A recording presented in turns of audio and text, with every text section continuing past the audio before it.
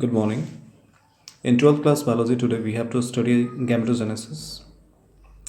And the first part of the gametogenesis is the spermatogenesis. The process of formation of a sperm is known as a spermatogenesis. And this spermatogenesis is taking place in the testis. We know that when we have studied about the cut section of the seminiferous tubules, we have found that in the inner lining of the seminiferous tubules, male germ cells are found. The spermatogonia are found which are diploid in nature. And these spermatogonia divides mitotically and form many primary spermatocytes. Primary spermatocytes are diploid as the division, as these are the results of the mitotic division. This primary spermatocytes divides meiotically. First meiotic division occurs, and these primary spermatocytes get transformed, get divided into daughter cells, which is called secondary spermatocytes. Two secondary spermatocytes are formed from one primary spermatocytes.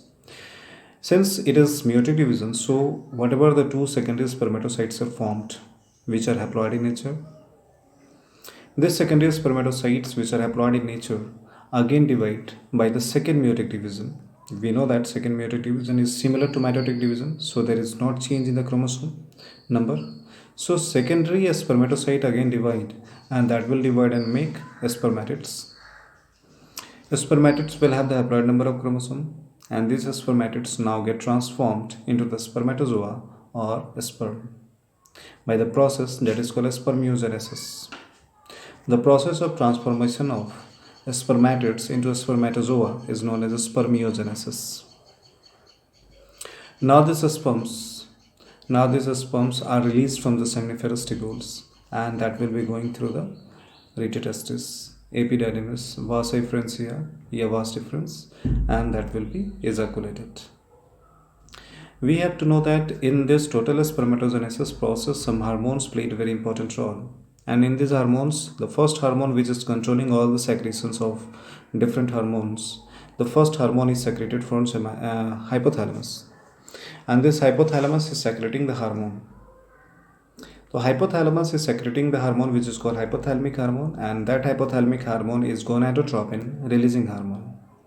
This gonadotropin releasing hormone stimulates anterior pituitary. Gonadotropin releasing hormone stimulates anterior pituitary, and anterior pituitary in return secretes two hormone, luteinizing hormone and follicle stimulating hormone.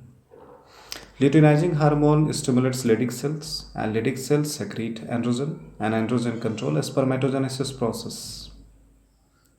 And this is the FSH stimulates Sertoli cells, and Sertoli cells are bound to secrete some factors which are essential for spermiogenesis.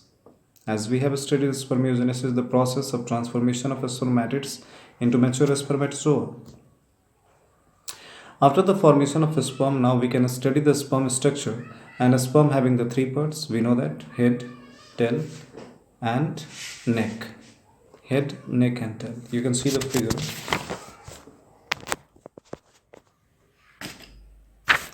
This is the head, this is the neck, and this is the middle piece, and this is the tail. And above the head, this is a tip, a cover, a cap like a structure which is called acrosome. So this is head, neck or middle piece, and this is tail. And above the head, there is a cap which is known as acrosome.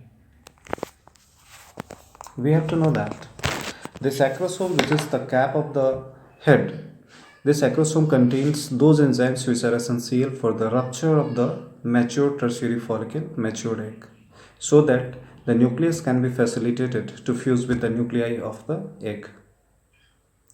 We have to know that the head is elongated structure, and head having the elongated nucleus which are haploid in nature.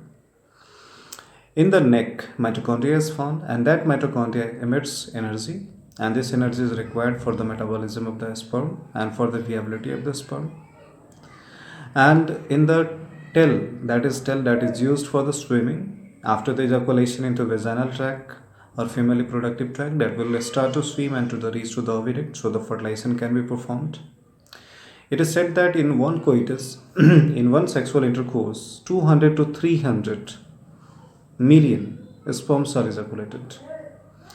The 60% of the total ejaculated sperms must have the normal shape and size, and the 40% sperms must have the vigorous motility so that it can motile, so that it can locomote and it can move from the vaginal tract or cervical canal, and it can reach to the oviduct so that fusion and fertilization can be performed.